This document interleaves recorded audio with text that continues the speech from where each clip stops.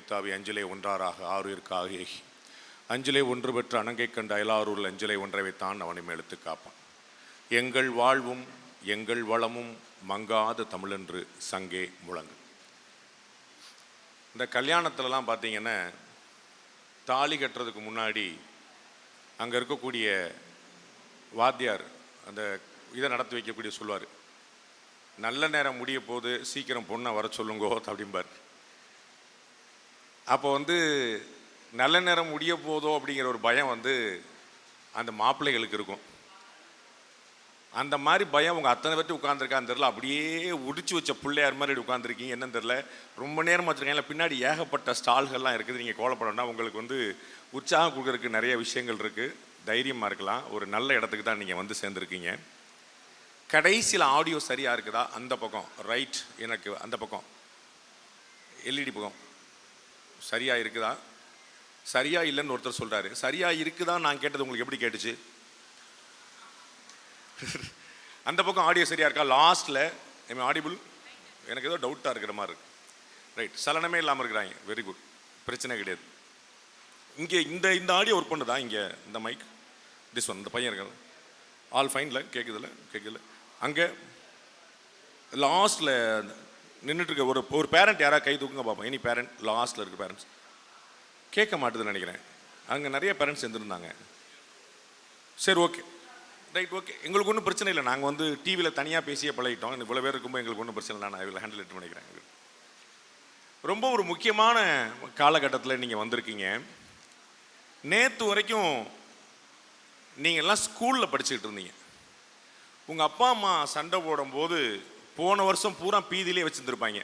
+2 பீதியில் வச்சுருப்பாங்க. அப்போ நீங்கள் என்ன நினச்சிருப்பீங்க? அப்பா, இந்த ஒரு கழுதையை மட்டும் முடிச்சோன்னு போதும், இனிமே வாழ்க்கையில் படிக்கவே வேண்டாம்டா, இந்த +2 நம்மளை படுத்தின பாடுறக்கே அப்படின்னு நினச்சிருப்பீங்க. ஆனால் பிரச்சனை என்னென்னா, +2 ஒரு முக்கியமான ஒரு மைல் ஸ்டோன், அவ்வளோதான்.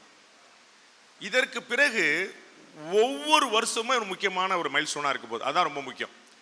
என்ன டிஃப்ரென்ஸ் அப்படின்னா, இதற்கு முன்னாடி உங்களை பேரண்ட்ஸ் ப்ரெஷரைஸ் பண்ணிகிட்டே இருந்திருப்பாங்க. +2 படிக்கிற, வெளியே போகாத, ஊர் சுத்தாத, ஆடாத, பாடாத, ஓடாத, தனுஷ் படம் பார்க்காத, பிரதீப் ரங்கநாதன் படம் பார்க்காத, அப்படிலாம் பயங்கரமாக அழுத்திட்டே இருந்திருப்பாங்க. இப்போ உங்களுக்கு அவங்க இந்த மாதிரி ப்ரெஷர் கொடுக்கறதுக்கான ஸ்பேஸ் ரொம்ப கம்மியாக இருக்கும். நீங்களும் கேட்க மாட்டீங்க. நேற்று வரைக்கும் அரை ட்ரௌசர் போட்டிருப்பீங்க, இன்னைக்கு ஃபுல் பேண்ட் போட்டிருப்பீங்க. சுடிதார் போட்டு கண்ணாடி முன்னாடியே 1 hour எக்ஸ்ட்ரா ஸ்பெண்ட் பண்ணுவீங்க. உங்களுக்கு சரியாக இருக்கா? நம்ம காலேஜில் first day, we are going to have a meeting today, so I will meet all the friends there அப்படின்னு சொல்லிட்டு நம்ம ஒரு எக்ஸ்ட்ரா ஒரு 1/2 hour நீங்கள் ஸ்பெண்ட் பண்ணுவீங்க. அப்போ அந்த ஏஜ் ஏற்கனவே நிறைய படுத்தும். காலேஜில் ஃபஸ்ட் இயர் இருக்கும்போது கேட்க வேண்டியதில் ரொம்ப படுத்தும். அதுவும் இந்த மாதிரி கோயட்டில் வந்துச்சுன்னா கேட்க வேண்டியதே இல்லை, படுத்தும். நம்முடைய அற்புதமான நடிகர்கள் எல்லாம் சினிமா மூலமாக நிறைய விஷயங்களை நமக்கு மறைமுகமாக சொல்லி கொடுத்துருக்குறாங்க. ஸ்கூல்லையோ காலேஜ்லேயோ பேரண்ட்ஸோ வேற யாராவது வெல்விஷர்ஸோ மென்டாரோ சொல்லி கொடுக்குற விட ஹைலி இன்ஃப்ளூயன்ஸிலாக சினிமா இருக்கிறத நம்ம பார்க்குறோம். அதோட பெரிய ஒரு மென்டார் இப்போ வந்துட்டாங்க சோஷியல் மீடியாவில், ரீல்ஸ் அண்ட் ஷார்ட்ஸ். அப்பாட்டையே பையன் பேசும்போது எதுவாக இருந்தாலும் 59 செகண்டில் பேசு, அதுக்கு மேலே கேட்க மாட்டேன்றான். 59 செகண்ட்ஸில் பேசி முடிச்சிடும், அதுக்கு மேலே முடியாது. ரீல்ஸ்லாம் அவ்வளோதான் டைம் கிடைக்கும், அதுக்கு மேலே முடியாது. கான்வர்சேஷன் ரொம்ப குறைஞ்சி போயிருக்கிறத பார்க்குறோம்.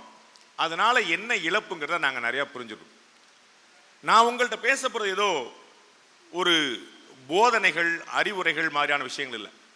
என்னுடைய வீட்டில் என்னுடைய பிள்ளைகள்கிட்ட என்ன பேசிகிட்டு இருந்தோமோ அதுதான் நான் உங்கள்கிட்ட பேசணும்னு நினைக்கிறேன். இந்த வயசு ரொம்ப டேஞ்சரான வயசு நான் சொல்லுவேன். என்னுடைய வீட்டில் எங்களுக்கு ஒரு குருநாதர் மாதிரி ஒரு மென்டார் இருந்தார், நாயுடு, நாங்கள் வேலு நாயுடுன்னு சொல்லுவோம். அவர் சொல்வார், இந்த வயசில் கல்ல தின்னாலும் கரையணும் பர், எதை சாப்பிட்டாலும் கரையணும், கல்ல தின்னாலும் டைஜஷன்ஸ் அப்படி இருக்கணும் அப்படிம்பர். அதே மாதிரி இந்த ஏஜ் எல்லாத்தையுமே ரொம்ப லைட்டாக எடுத்துக்கக்கூடிய ஏஜ். ஆகட்டும், பார்த்துக்கலாம் அப்படின்னு. இன்னொரு முக்கியமான பிரச்சனை என்ன இந்த காலேஜில் வரும் அப்படின்னா, இதுவரைக்கும் நீங்கள் பார்த்த ஃப்ரெண்ட்ஷிப்லாம் ஒரு அமெச்சூர் ஃப்ரெண்ட்ஷிப்பாக இருக்கும் தோணும். இந்த காலேஜில் வர்ற ஃப்ரெண்ட்ஷிப் என்னமோ வாழ்க்கையவே உங்களுக்காக கொடுக்க போகிற மாதிரி என் ஃப்ரெண்டை மாதிரிலாம் யாருமே கிடையாது. அவளுக்காக நான் என்னன்னாலும் செய்வேன், அவனுக்காக நான் என்னன்னாலும் செய்வேன்னு. மச்சான் இங்கே 3 வருஷம்லாம் உட்காந்துருக்கேன், நீங்கள் வந்து ஃபோன் எடுத்து போட்டு இங்கே வர சொல்லி நம்ம கேட்டோம். நான் மேம்கிட்ட பேசிட்டு இருந்தேன். நிறைய பேர் காலேஜுக்கு வந்ததும் ஸ்கூலுக்கு வந்ததும் அவனுடைய செலெக்ஷன், காலேஜ் செலக்ட் பண்ணதும் சப்ஜெக்ட் செலக்ட் பண்ணதுமே பார்த்தீங்கன்னா எதிர்த்த வீட்டு கவிதா என்ன செலக்ட் பண்ணியிருக்கோ அதே நானும் செலக்ட் பண்ணிட்டு தான் வந்திருக்கேன். பாதி பேர் நான் என்ன படிக்கணும்னு ஆசைப்பட்டதோட அந்த பிள்ளை அது படிக்க நம்மளும் இதை படிப்போன்னு வந்து இப்படி அடுத்தவங்களுக்காகவே நிறைய விஷயம் 4 பேர் பார்க்கணுங்கிறதுக்காகவே நிறைய விஷயம் செஞ்சுக்கிட்டே போகும்போது தான் இந்த விட்டில் பூச்சிகள் மாதிரியான விஷயங்கள் இருக்கு. மேம் வந்து பேரண்ட்ஸை பூரா எந்திரிச்சு நின்று காட்ட சொன்னாங்க. அவங்களுக்கு கைதட்ட சொன்னாங்க. ரொம்ப பியூட்டிஃபுல்லாக பேரண்ட்ஸ் வந்து காலேஜை வந்து பியூட்டிஃபுல்லாக ஆர்கனைஸ் பண்ணாங்க. கரெக்டாக வந்து ஒரு உங்களுக்குலாம் ஒரு அணை கட்டின மாதிரி ஷேப்பில் இந்த பக்கம் ஃபுல்லாக டார்கெட் பண்ணி வச்சுட்டாங்க. உள்ளே போகிற பசங்களை வச்சு இந்த பக்கம் ஃபேக்கல்ட்டிஸு, அதுக்கப்புறம் பேரண்ட்ஸு, நடுவில் சிக்கிட்டு எப்படி உட்காந்துருக்கும் பாரு, எந்திரிக்கவும் முடியாமல் போக முடியாமல் உட்காந்துருக்கோம் பாரு. இது ஏதோ ஒரு 1.5 மணி நேரத்தில் முடிகிற சமாச்சாரம் சாயந்தரம் வரைக்கும் வச்சு செய்வாங்க. ஜாக்கிரதை விட்டவே மாட்டாங்க. நீ எவ்வளோ கதறினாலும் மேடம் வயிறு வலிக்கும் மேடம் தலை வலிக்கும் மேடம் எவ்வளோ விட்டவே மாட்டாங்க. இன்னைக்கு இல்லை, அடுத்த 3-4 வருஷத்துக்கு விட மாட்டாங்க வச்சு. ஏன் அப்படின்னா அவங்களுக்கு ஒரு ஆசை இருக்கு, அவங்களுக்கு ஒரு செல்ஃபிஷ்னஸ் இருக்கு. நீ பாஸ் பண்றியா பாஸ் பண்ணலையா, உருப்புறியா உருப்புறியா அப்படிங்கிறது உன்னுடைய கெரியர் மட்டுமல்ல, அவங்களுடைய கெரியரும் கூட. ஒவ்வொரு வருஷமும் இந்த பசங்க கேம்பஸ் சென்டரில் எவ்வளோ பாஸ் பண்ணுறாங்க, எவ்வளோ சொந்தமாக தொழில் பண்ணுறாங்க, எவ்வளோ தூரம் அடுத்தடுத்து நகர்றாங்கிறது அவங்களுடைய கவலையாக இருக்குது. 2 பசங்களை நீங்கள் பார்த்தீங்க, ஒரு பையன் ஒரு பொண்ணு, என்ன பியூட்டிஃபுல்லாக டெலிவரி பண்ணாங்க பாருங்க. எவ்வளவு சீஃப் கெஸ்ட்டை கூட்டு வந்து எவ்வளோ செலிபிரிட்டியை கூட்டு வந்து பேசினாலும் அதை விட பியூட்டிஃபுல்லாக இந்த 2 பசங்க பேசி முடிச்சாங்க. ப்ராக்டிக்கலான விஷயங்கள் பேசி முடிச்சாங்க. அவர்கள் லைஃப்பில் கடந்த விஷயம், அவங்க சொன்ன விஷயங்கள்லாம் உனக்கு புரியுதா இல்லையான்னு எனக்கு தெரியல. ஒரு விஷயம் பூரா இங்கிலீஷில் பேசிட்டான். அதனால ஒன்றும் தப்பு கிடையாது, நீயும் ரொம்ப சீக்கிரம் பேச போற. புரியுறதுக்கு நீ தமிழை வச்சுக்கோ, பேசுறதுக்கு இங்கிலீஷ் வச்சுக்கோ. புரியுறதுக்கு தமிழை வச்சுக்கோ, பேசுறதுக்கு இங்கிலீஷ் வச்சுக்கோ. உன்னுடைய ஃபேக்கல்டிஸ், நான் டீச்சிங் ஸ்டாஃப் யாராக இருந்தாலும் தயக்கம் இல்லாமல் இங்கிலீஷில் பேசு. நம்ம இங்கிலீஷில் பேசினா அசிங்கப்படுவோமோ, அவமானப்படுவோமோ, 4 பேருக்கு தெரிஞ்சிடுமோ. ஏன்னா நம்ம ஸ்கூல்லலாம் பார்த்துருப்போம், எனக்கெல்லாம் அந்த அனுபவம் நடந்திருக்கு. ஸ்கூலில் இங்கிலீஷ் சொல்லி கொடுக்கும்போது என்ன செய்வாங்க, 8ஆம் கிளாஸ் வரைக்கும் என்ன செஞ்சிருவாங்க ஸ்கூலில் இங்கிலீஷில் அப்படின்னா, இதெல்லாம் நீங்கள் மேல் வகுப்பில் படிப்பீங்கன்றுவாங்க. 8th ஸ்டாண்டர்டுக்கு பிறகு பார்த்தீங்கன்னா இதெல்லாம் நீங்கள் கீழேயே படிச்சிருப்பீங்கன்றுவாங்க. 2 பேரும் சொல்லி தலைவா என்ன தலைவா அப்படின்னா இங்கிலீஷையே தமிழில் சொல்லி தருவாங்க பாதி ஸ்கூலில். அப்போ நமக்கு என்ன, இங்கிலீஷ்னா ஒரு பேய் பிசாசு பூதம் மாதிரியான ஒரு எண்ணம் வந்துடும். கட்டாயம் அப்படி இல்லை. இங்கிலீஷ் வந்து ஒரு லாங்குவேஜ், அவ்வளோதான். அது இன்னொரு லாங்குவேஜ். நமக்கு நிறைய பேருக்கு இங்கிலீஷ் தெரியாதுல்ல, நமக்கு நிறைய பேருக்கு இங்கிலீஷ் தெரியாதுல்ல. யோசிச்சு பாரு, வெள்ளைக்காரன்ல ஒருத்தன் கூட தமிழ் தெரியாது. You are getting it. நமக்கு இங்கிலீஷ் தெரியாது, பிரிட்டிஷ்காரனுக்கு தமிழ் தெரியாது. So what? ஆனால் நீ ஏன் அவனை வசதியாக பார்க்குற, நம்மளே கம்மியாக பார்க்குற? அப்போ நீ அதுக்கு இன்ஃபீரியராக ஃபீல் பண்ண வேண்டியது இல்லை. மாறாக அதை எப்படி வெல்றதுன்னு பார்க்கணும். ரொம்ப அழகாக சார் சொன்னாங்க, சாதாரணமாக பேசிக்கிட்டு இருந்தாலே வந்துடும். உன்னுடைய ஃபேக்கல்டிஸ்டையோ உன்னுடைய நான் டீச்சிங் ஸ்டாஃப்டையோ நீ வந்து இங்கிலீஷில் பேசுறதுக்கு தயங்கும் போது 4 வார்த்தை தப்பாக பேச யோசிச்சேன்னு கவலைப்படாத. அந்த ஃபேக்கல்டிஸுமே அவர்களுடைய இங்கிலீஷையுமே அப்படித்தான் கற்றுக்கிட்டாங்க. யாருமே இங்கே நேராக வெள்ளைக்காரனுக்கு பிறந்து மேலேருந்து இங்கே கீழே குதிச்சு வரல. எல்லாருமே அடிப்படையிலேருந்து சாதாரணமாக இது வந்தவங்க தான். இங்கே எல்லாம் ஒரு மிக்சர் ஆஃப் பேரண்ட்ஸ் இருக்கீங்க, மிக்சர் ஆஃப் ஸ்டூடெண்ட்ஸ் இருக்கீங்க, எல்லாருமே அப்படி தான் இருப்போம். அந்த ஃபியரை முதல்ல தூக்கி போடு. இந்த காலேஜில் அடுத்து இருக்கக்கூடிய MBA இருக்கிறீங்க, லா இருக்கிறீங்க, இன்ஜினியரிங் இருக்கிறீங்க, ஃபார்மசி இருக்கிறீங்க, வேறு வேறு டிபார்ட்மெண்ட்ஸ் இருக்கிறீங்க. முதல்ல நீங்கள் ஏற்கனவே முடிவு பண்ணியிருக்கணும். ஆல்ரெடி முடிவு பண்ணலாம், நத்திங் டு லூஸ். இன்னைக்கிலேருந்து ஒரு வாரம் வீட்டில் இங்கே இந்த ஓரியன்டேஷன் ப்ரோக்ராம் தொடர்ந்துகிட்டே இருக்கும். நீங்களும் வீட்டில் டிஸ்கஸ் பண்ணுங்க. இந்த காலேஜ் முடித்த பிறகு நீ என்ன ஆக போற அதை முதல்ல முடிவு பண்ணு. ஒரு டிகிரி முடிச்சுட்டு நீ வந்து ஒரு லாயர், ஒரு இன்ஜினியர், ஒரு MBA ஸ்டூடெண்ட், ஒரு பிஸ்னஸ் அட்மினிஸ்ட்ரேஷன் இல்லாட்டி ஃபார்மசின்னு ஒரு டிகிரி கையில் முடிச்சிருவேன். அதை தாண்டி what you are going to be அப்படின்னு நீ என்னவாக போகிறாங்கிற முடிவு பண்ணு. அடிப்படையில் 2 விஷயம் முடிவு பண்ணும். இது படித்து முடித்த பிறகு நான் ஒரு பிஸ்னஸ் பண்ண போறேனா இல்லை வேலை பார்க்க போறேனா, இந்த 2 விஷயம் ஃபர்ஸ்ட் ஆன்சர் வாண்ட் இருக்கும். இன்னைக்கு பேசிட்டு இருந்த பையன் பாரு, அவன் ஏற்கனவே ஒரு ஸ்டார்ட் அப் ஆரம்பிச்சிட்டான். இன்னும் படிச்சுட்டு இருக்கிறான், படிப்பு முடிக்கல, இன்னும் படிச்சுட்டு இருக்கிறான். ஆனால் ஆல்ரெடி ஒரு ஸ்டார்ட் அப் ஆரம்பிச்சிட்டான். இப்பயே 5 lakh to 10 lakh பேர் அண்ணம் யோசிச்சு பாரு, கிட்டத்தட்ட 75,000-80,000 ரூபா மாசம் ஆல்ரெடி அவனுடைய பிசினஸ் டர்ன் ஓவர் வளர்ந்துருச்சு. இன் ஃபியூச்சர்ல அது என்னவா போய் நிற்கும் பாரு. சென்னையில் முதல் முறையாக ஒரு சூப்பர் கம்ப்யூட்டர் கொண்டு வாங்கணும்னு சொல்லிட்டு இருக்கிறான். ஃபார்மசி படிச்ச அந்த குழந்தை எப்படி பேச்சு பாருங்க, எவ்வளோ பேப்பர் சப்மிட் பண்ணியிருக்கு பாருங்க. அப்போ முதல்ல இந்த 3 to 4 years நீ முடிவு பண்ண வேண்டியது, after completing the certificate, getting the certificate, completing course, நீ என்ன பண்ண போற முடிவு பண்ணு. என்னுடைய சஜஷன், இப்போ நாங்கள் வந்தோடனே சேர்மன் நான் பேசிட்டு இருந்தோம், இந்த ஓவராலாக அந்த டீமில் அந்த ஸ்ட்ரென்த்தை பார்க்கும்போதே பசங்களை விட பிள்ளைகள் அதிகமாக தெரிகிறது. அப்படின்னா என்ன அர்த்தம்? பசங்களோட பிள்ளைங்க நிறைய படிக்கிறாங்க, நல்லா படிக்கிறாங்கன்னு அர்த்தம். பசங்களோட பிள்ளைங்க நிறைய படிக்கிறாங்க. இது உங்களுக்கு ஒரு வருத்தமான ஸ்ட்ராட்டஜியாக இருக்கலாம், ஆனால் நிதர்சனமான உண்மை. நான் வேலை பார்த்த நிறுவனத்தில் இருக்கக்கூடிய ஒரு பில்டிங்கில் ஆர்எம்இசட்னு பில்டிங், அங்கே ஃபுல்லாக கம்ப்யூட்டர் ஓரியன்டாக நிறையா ஒர்க் பண்ணிட்டு இருக்காங்க. அங்கே பார்த்தீங்கன்னா 40% பாய்ஸ் ஜென்ஸ் அப்படின்னா 60% கேர்ள்ஸ் லேடிஸ் தான். 60%. அவர்களுடைய போட்டி அதிகமாகி கொண்டிருக்கிறது. நேற்று வரைக்கும் கேர்ள்ஸ் படிக்கிறதுக்கான வாய்ப்பே ரொம்ப கம்மியாக இருந்தது. மேம் சொன்னாங்க இல்லையா, இந்தியாவுடைய GER கிராஸ் என்ரோல்மெண்ட் ரேஷியோ 28%. தமிழ்நாட்டில் luckily we are around 49 to 51. ஓன் கூட +2 படித்தவன் 50% பேர் காலேஜுக்கு வரலை. 50%. 50% தான் நீங்கள் உள்ளே வந்திருக்கீங்க. Thanks your parents. அவர்களுடைய பெருமுயற்சி காரணமாக நான் படித்தேன், படிக்கல, என்னுடைய பிள்ளைகள் படிக்கணும் வந்துட்டாங்க. அப்போ அடுத்த லெவலுக்கு நகர்ந்துட்டீங்க. இதில் அதிகமாக நீங்கள் உள்ளே பார்த்தீங்கன்னா பாய்ஸை விட கேர்ள்ஸ் அதிகமாக. நீங்கள் 10th பாருங்க, ஸ்கூல் ஃபர்ஸ்ட் ஸ்டேட் ஃபர்ஸ்ட் யார் வாங்குறா? +2 பாருங்க, ஸ்கூல் ஃபர்ஸ்ட் ஸ்டேட் ஃபர்ஸ்ட் யார் வாங்குறா? ஜாப் ஆப்பர்ச்சுனிட்டிக்கு நாளைக்கு நீங்கள் பார்க்க போறீங்க, கேம்பஸ் உள்ள யார் பாஸ் பண்ணுறா? எல்லாத்துலேயுமே பாய்ஸை விட கேர்ள்ஸ் அதிகமாக பாஸ் பண்ணுறாங்க. ஒரு பெரிய காம்படிஷனை ஏற்படுத்திட்டே இருக்கிறாங்க. அப்போ என்ன ஒரு பெரிய சிக்கல் வருது உங்களுக்கு அப்படின்னா, ஜாப் ஆப்பர்ச்சுனிட்டிக்கு நிறுவனங்கள் பாய்ஸை விட கேர்ள்ஸை ப்ரிஃபர் பண்ணுறாங்க. ஏன்? பசங்க வேலைக்கு வந்தாங்க அப்படின்னா அவர்களை என்கேஜ் பண்ணுறது ரொம்ப சிரமமாக இருக்கு. அவன் 10 மணி ஆஃபீஸ்க்கே 11 மணிக்கு தான் வர்றான். அப்புறம் 12 மணிக்கு ஒரு டீ பிரேக் போயிடுறான். அப்புறம் 2 மணிக்கு லஞ்ச் போயிடுறான். அதுக்கப்புறம் திருப்பி மதியம் 3 மணிக்கு டீ பிரேக் போயிடுறான். திருப்பி சாயந்தரம் கிளம்பி போயிடறான். ஒரு 1 hour முன்னாடி அட்வான்ஸாக போயிடறான். இன்னைக்கு இருக்கக்கூடிய ஐடி மாதிரியான கம்பெனியில் இந்த மாதிரியான ஒரு பெரிய சிக்கலுக்கு அவங்க வர்றான் போகிறாங்க. ஆனால் பிள்ளைகளை வேலைக்கு எடுத்தா கடைசி வரைக்கும் கல்லு மாதிரி உட்கார்ந்துட்டே இருக்காங்க. சீட்டை விட்டு எந்திரிக்கிறதுல. The loyalty, the sincerity, the hard work of girls and ladies is enormous. அது பயங்கர ஆச்சரியமான விஷயமா இருக்கு. அப்ப எல்லா நிறுவனங்களும் பெண்களை வேலைக்கு அமர்த்த விரும்புகிறார்கள். அப்ப எவ்வளவு பெரிய காம்படிஷன் இந்த பாய்ஸ்க்கு பார்த்துக்கோங்க. முன்னாடிலாம் நீங்க என்ன பண்ணிட்டு இருந்தீங்க? பசங்க மட்டும்தான் படிப்பாங்க, பிள்ளைங்க படிக்கிறதுக்கான ஸ்பேஸே இல்லாம இருந்துச்சு. இந்த வயசுல, இந்த காலேஜ் ஃபர்ஸ்ட் இயர் போற வயசுல 90% கேர்ள்ஸுக்கு கல்யாணம் முடிஞ்சிடும். அவங்க வீட்டில் கல்யாணம் முடிச்சிருவாங்க. கால் கட்டு போடுறேன், அப்புறம் நீ படிச்சுக்கோ, படிக்காம போய்க்கன்னு சொல்லுவாங்க. பட் இப்போ என்னன்னா எல்லாரும் படிக்கிறதுக்குன்னு ஆசைப்படுறாங்க. அப்போ உங்களுக்கு காலேஜ்லையும் ஸ்கூல்லையுமே இந்த காம்படிஷன் உருவாயிருச்சு. இதற்கு பிறகு வேலையிலையும் உருவாக போகுது. அப்போ பேசிக்கலா பசங்க முடிவெடுக்க வேண்டிய விஷயம், நாம வேலைக்கு போறதா ஏதாவது தொழில் பண்றதா அப்படின்னு. I will request and suggest, நமக்கு என்ன தெரியுமோ அதுல நீங்க ஒரு புது கம்பெனி, ஒரு புது கடை, ஒரு புது தொழில், ஏதாவது ஒரு இடத்துல ஒரு ஆண்டர்பிரனர் ஆகணும் பார்த்துக்கணும். ஆண்டர்பிரனர் ஆகிறது லைஃப்ல பெஸ்ட் எக்ஸ்பீரியன்ஸ். பார்த்துங்க, நமக்கு நாமே ராஜா, நமக்கு நாமே முதலாளி. யார்கிட்டையும் பதில் சொல்ல வேண்டியதில்லை. உங்களுடைய டயத்தை, உங்களுடைய ஷெடியூலை நீங்க தீர்மானிக்கலாம்னு பார்த்துங்க.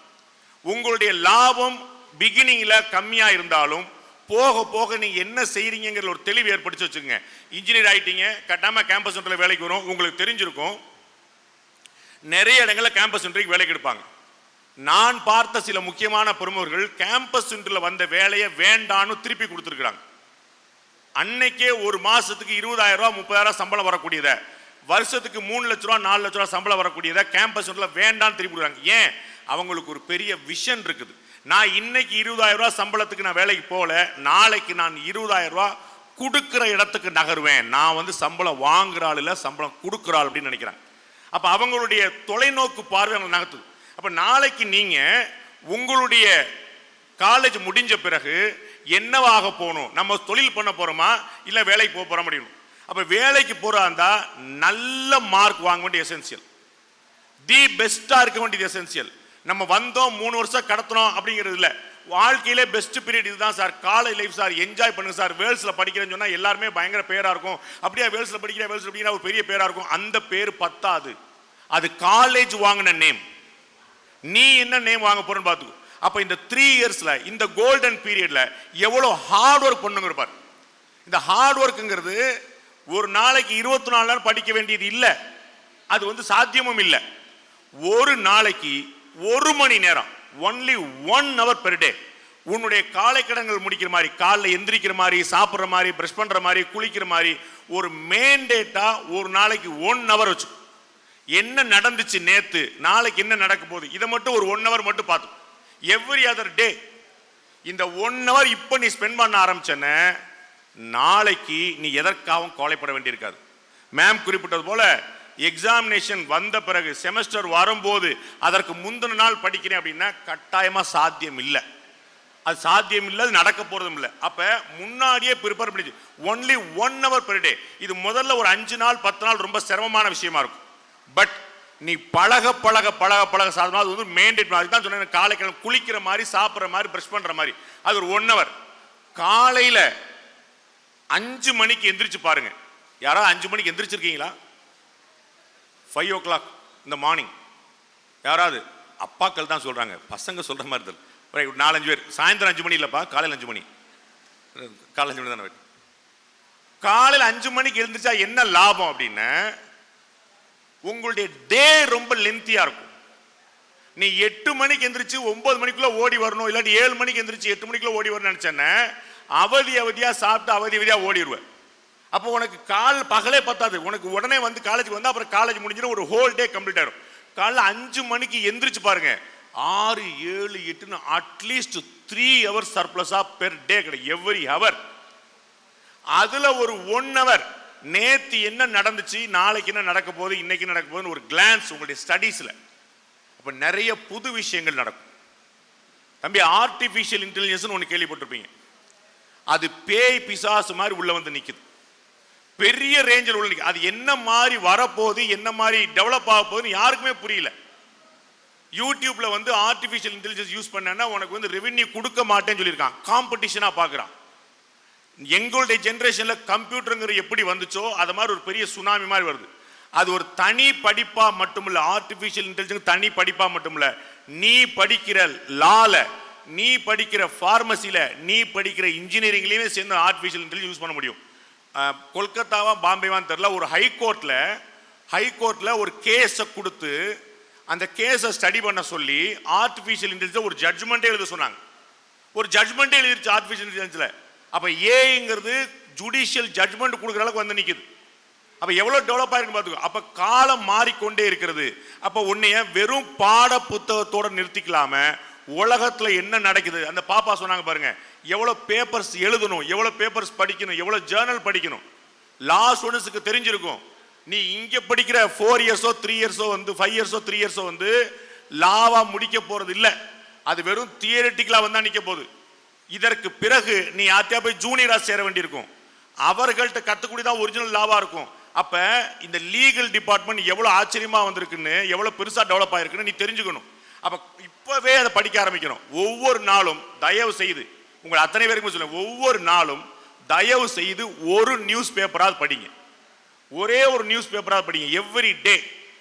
ஒரு ½ an hour ஒரு நியூஸ் சேனல் பார்க்க ஸ்பெண்ட் பண்ணுங்க. நான் டிவி பார்க்குறேன்னு சொல்ல, நியூஸ் சேனல் பார்க்க சொல்ல. டிவி பார்த்துட்டு உட்காந்துருக்க கூடாது, நியூஸ் சேனல் பாருங்க. ஒரு ½ an hour உங்களுடைய ஜெனரல் நாலேஜை டெவலப் பண்ணுங்க. அது ரொம்ப முக்கியமான விஷயம். அந்த ஜெனரல் நாலேஜ் டெவலப் ஆகும்போது தான் கம்யூனிகேஷன் ஸ்கில் டெவலப் ஆகும். ஒரு இங்கிலீஷ் பேப்பர் படிங்க, ஒரு இங்கிலீஷ் சேனல் பாருங்க. நான் ஒரு தமிழ் சேனல் நடத்திக்கிட்டு இருக்கேன், அதனால உங்களுக்கு இங்கிலீஷ் பேப்பர் படிச்சிருக்கேன். ஏன்னா இந்த லாங்குவேஜ் உள்ள வரணும், உங்களுக்கு உள்ள பதியணும். ஒவ்வொரு நாளும் ஒரு கட்டாயமா இங்கே காலேஜில் இருக்கும், லைப்ரரி இருக்கும், இங்கே படிங்க, இல்லாட்டி வீட்டில் படிங்க, ஏதாவது ஒரு கட்டாயம் பேப்பர் படிச்சிருங்க. ஒரு ½ an hour நியூஸ் படிக்கிறதுக்கு ஸ்பெண்ட் பண்ணுங்க. இந்த டைம் மேனேஜ்மெண்ட் அப்படிங்கிறது ரொம்ப முக்கியமான விஷயம். உங்களுக்கு ஒரு பெரிய சவால் இங்கே தான் இருக்கும். ஃப்ரெண்ட்ஸு கூடயே நீங்கள் அதிகமாக டைம் ஸ்பெண்ட் பண்ணி உங்களுக்கு வந்து நமக்கு நேரமே இல்லைங்கிற மாதிரி தோணும். யார் ஒருத்தன் டயத்தை சரியா ஷெட்யூல் பண்ணலையோ அவனுக்கு வந்து ஒரு பெட்டரான எதிர்காலம் இருக்குன்னு சொல்ல முடியாது. யாரா இருந்தாலும் சரி, டயத்தை ஷெட்யூல் பண்ண வேண்டியது வெரி வெரி எசென்சியல். அப்போ உன்னுடைய ஹோல் டேவை நீ வந்து பிளாக்கா பிரிச்சுக்கோ. காலேஜுக்கு எவ்வளோ நேரம், மார்னிங் ஹவர்ஸ் எவ்வளவு, ஈவினிங் என்ன பண்ண போகிறோம், ஈவினிங் டயத்தை எவ்வளோ ப்ரொடக்டிவாக ஸ்பெண்ட் பண்ண போகிறோம்னு. அது ரொம்ப எசென்சியல். அப்போ டயத்தை வந்து ஷெட்யூல் பண்ணிக்க. அதில் உன்னுடைய ஃபியூச்சருக்கு ஒரு 1 hour, இன்னைக்கு என்னுடைய பொழுது, நேற்றைய பொழுது, என்னுடைய வழக்கம்லாம் வச்சு அதை தாண்டி 1 மணி நேரம் உன்னுடைய எதிர்காலத்துக்கு நீ என்ன செய்ய யோசி. அதை இன்வெஸ்ட் பண்ண. Don't spend your time, invest your time. உன்னுடைய நேரத்தை முதலீடு செய். 1 மணி நேரம் பெர் டே. நாளைக்கு நம்ம என்னவாக போறோம், இன்னைக்கு உனக்கு இந்த மனசுல இந்த பயம் வரலன்னு வச்சுக்கோ, நம்ம டயத்தை எப்படி ஷெட்யூல் பண்ணு தெரியலன்னு வச்சுக்கோ, நாளைக்கு நீ கண்கூடா பார்ப்ப. இந்த மேடையில் இருக்க போல உன் கூடவே இன்னைக்கு உட்கார்ந்துக்கூடிய பிள்ளைகள் நாளைக்கு மேடை ஏறி பெரிய ஆள் ஆகி அவர்களுடைய வாழ்க்கையில் அடுத்த கட்ட நடந்து கொண்டிருப்பார்கள். நீ காலேஜ் முடிச்சேங்கிற மட்டும் பேர் வாங்கிட்டு உட்கார்ந்துருப்ப. நாம எத்தனை நாளைக்கு கை தட்டுகிறவர்களாக இருக்க போகிறோம், என்றைக்கு கை தட்டு பெறுகிறவர்களாக மாற போறோம். You have to get applause. அதை யோசிக்கணும். நாம கை தட்டிட்டே இருந்தா பத்துமா? நமக்கு வந்து யார் கை தட்டுவா, எப்ப கை தட்டுவாங்க, அதை யோசிக்கணும். எப்படி சாத்தியம்?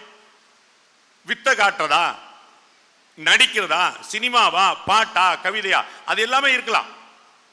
ஆனா அதை தாண்டி உன்னுடைய கெரியர்ல, உன்னுடைய வாழ்க்கையில நீ பெஸ்டா வந்தன, இது போன்ற காலேஜ், இது போன்ற நிறுவனங்கள் என்னுடைய ஸ்டூடெண்ட் பெருமை பேசுவாங்க. அவங்க இன்னைக்கு காலைல தான் பேசுனாங்க, அந்த 2 பேரும் பேச வைக்கிறதுக்கு. அவங்க எவ்வளவு பிரைடா, எவ்வளவு பெருமையா வந்து இன்ட்ரோடியூஸ் பண்ணி வராங்க, யோசிச்சு பாருங்க. அப்ப இந்த கல்லூரியின் பெருமை, உங்களுடைய பெற்றோரின் பெருமை.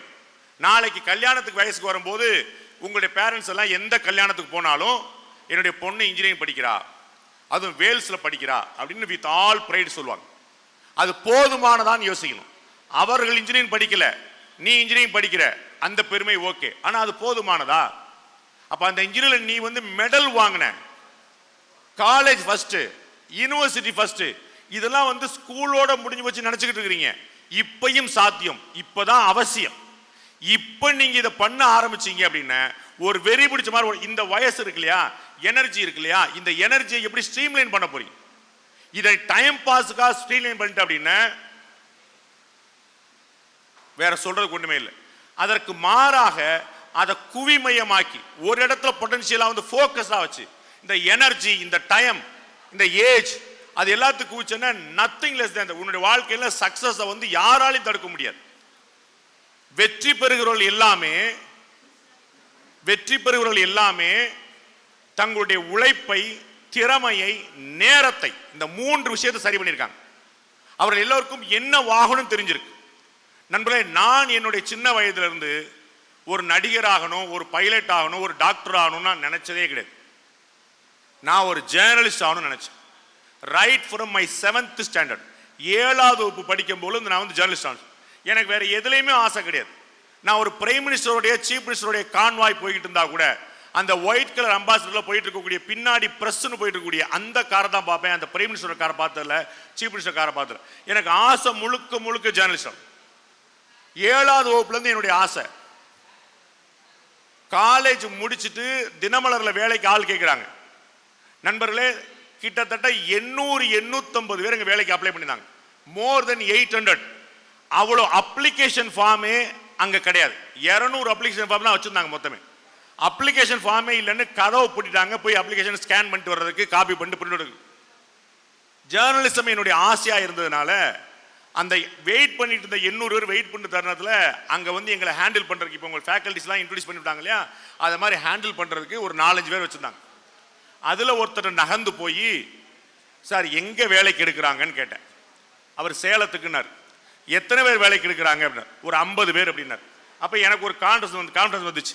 800 பேரில் ஒரு 50 பேர் வேலைக்கு எடுத்தாங்கன்னா நம்ம எப்படியாவது உள்ளே பூந்துடலான்னு. ஏன்னா என்னை சுற்றி படிச்சுருந்தவங்க நிறைய பேர் வந்து ஜேர்னலிசம் படிச்சிருந்தாங்க. நான் ஜேர்னலிசம் படிக்கல, மாஸ் கம்யூனிகேஷன்ஸ் படிச்சிருந்தாங்க, இங்கிலீஷ் படிச்சிருந்தாங்க, நிறைய பேர் படிச்சிருந்தாங்க. அப்போ எனக்கு ஒரு பெரிய ஃபியர் ஃபார்ம் ஆச்சு.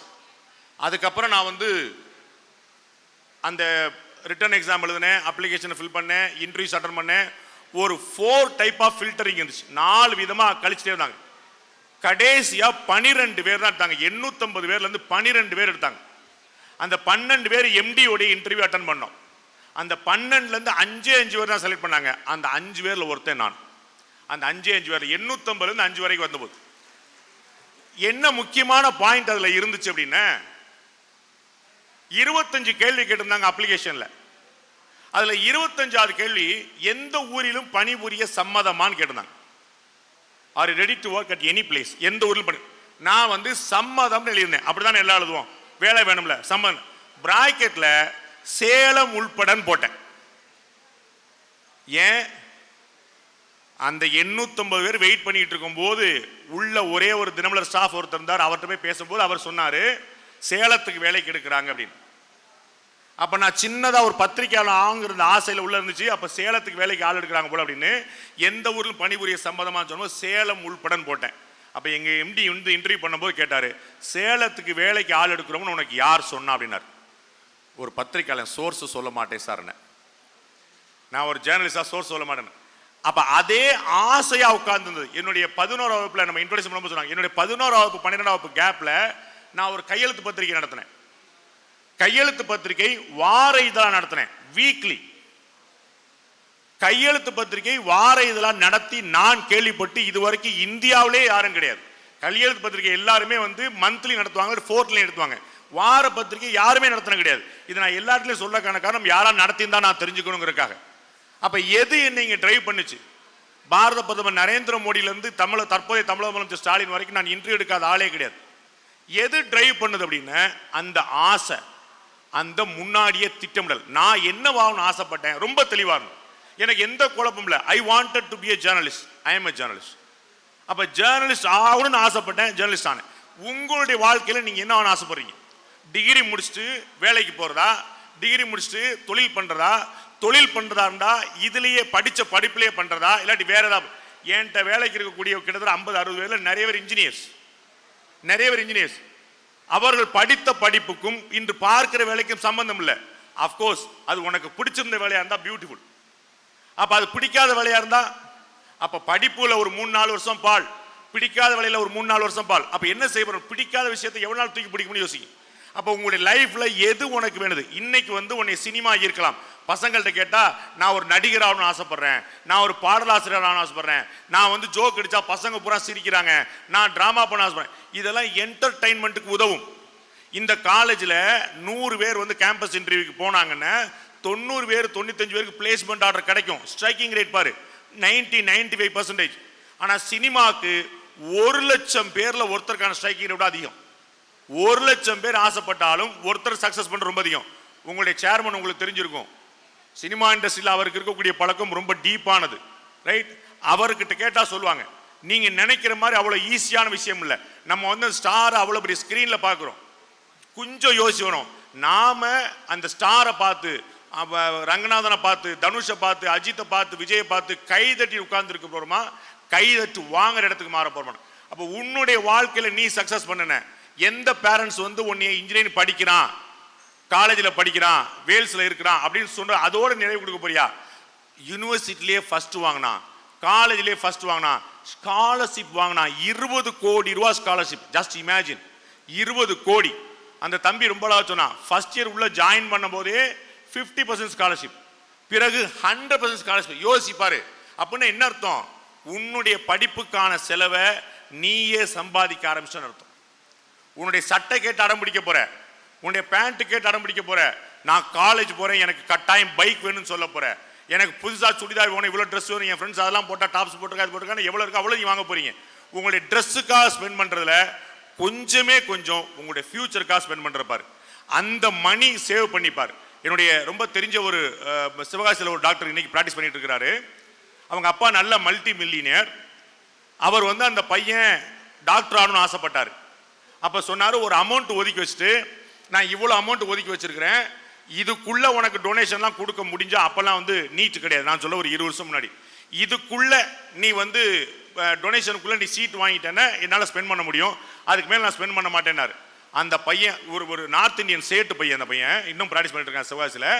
அந்த பையன் கடுமையா உழைச்சு படிச்சு மெரிட்ல சீட் வாங்கினா 1 ரூபா கூட டொனேஷன் கிடையாது. பேரண்ட்ஸுக்கு எவ்வளவு பெரிய ப்ரைட் இருக்கும் பாருங்க. இன்னைக்கு வரைக்கும் சிவகாசியில் ரெனோன்டு டாக்டர் அவர். அந்த டாக்டரோட பேர் சொன்னாலே அத்தனை பேர் தெரியும். அப்ப நம்முடைய படிப்பின் மூலமாக, நம்முடைய உழைப்பின் மூலமாக நம்மளால ரீச் பண்ண முடியும்.